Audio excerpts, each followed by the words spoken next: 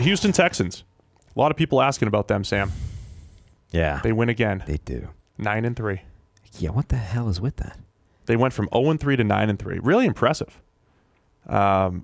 If you say, look, the defense has come around to the point where they're kind of like the 2016 version was really good. Their 2016 defense was really good. You have a guy like Zach Cunningham yesterday, fantastic game with a pick six, pass breakup.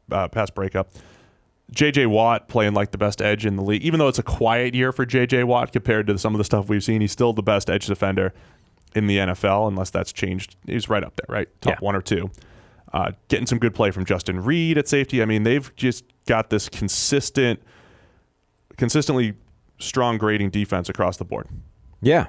I mean, I can't buy into the Houston Texans, right? They're the classic example of being strong in the right areas, and it's the areas that aren't strong that concern me. So I think that potentially can only take you so far. So at the moment, they are reliant on Deshaun Watson playing extremely well, way better than he did last year, despite the statistics not being quite as gaudy and absurd. Mm-hmm. So Deshaun Watson looks really good, and it's amazing actually how much he's developed since his Clemson tape, which did have all these kind of restrictions. Right now, he looks phenomenal. He's making some incredible throws. He's diagnosing coverage. He's putting the ball into tight windows, etc. He looks amazing.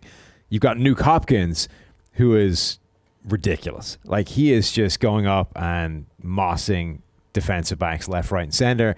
He's making one-handed catches. It doesn't matter if he's covered. Like, he's the closest thing to a contested catch guy who actually is, that's a plus, not a negative, right? Because he can separate too, right. Do other things. He's just killing people at the catch point. So he looks incredible. And then on defense, you've got J.J. Watt. You've got a stable of pass rushers. Clowney is good, not great, but there's a group of guys that can get pressure. And they've got guys on the back end with Matthew.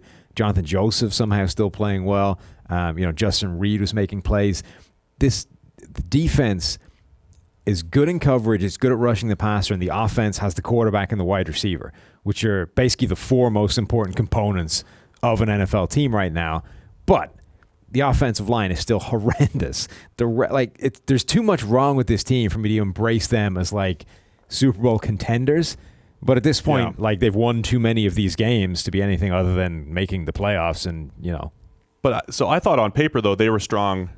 They were weak in the wrong spots, one of which was corner and the secondary in general. That secondary has definitely overachieved. Yeah. Now, how much they're aided by Watt being back and his emergence and the good job that they've done up front.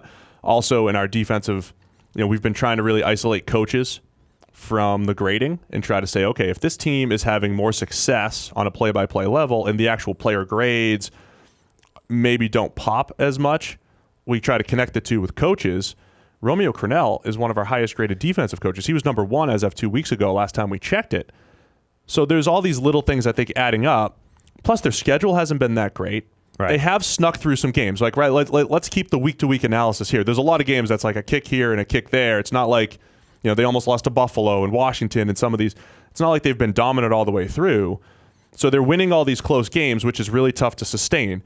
I think a better way to sum this up, they're number 11 in just overall PFF grades, but they're 9-3 and actually competing for a first-round bye and the number one seed. They're one game behind the Chiefs for the number one seed, and they're losing the tiebreaker to New England for the number one seed.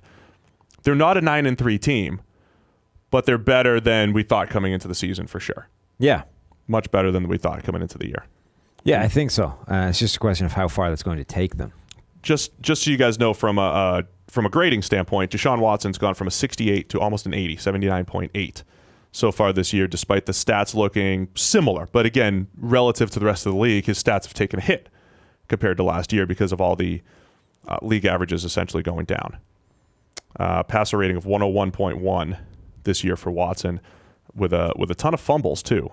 Bad 29 fumble grade because he's put the ball in harm's way quite a bit. So the fact that he's grading at 79.8 despite all those fumbles just show, I think, how much more efficient he is as a passer this year than he was last year. Yeah.